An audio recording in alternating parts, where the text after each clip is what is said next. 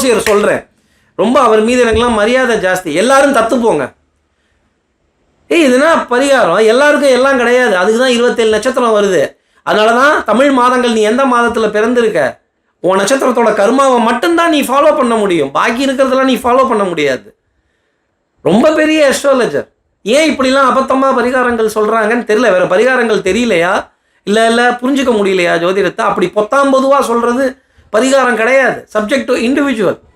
இது இன்னொன்று என்னன்னா, நேயர்களே, உங்களுக்கு விதியை தெரிஞ்சுக்கணுங்கிற நேரம் வந்துடுச்சுன்னா ஒரு ஜோதிடரோட அறிமுகமோ அந்த ஜோதிடரோட சந்திப்போ நேச்சுரலாகவே உங்களுக்கு கிடைக்கும்.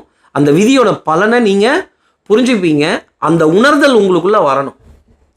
எவ்வளோ விதங்களில் இருக்குது, எவ்வளோ தானம், எதை தானம் கொடுக்கணும்னு இருக்குது, எந்த உணவுப் பொருள் தானம் கொடுக்கணும்னு இருக்குது. ஸ்ரீரங்கத்தில் வெள்ளி பொருள் தானம், உண்டியலில் காசுலாம் போடாதீங்க.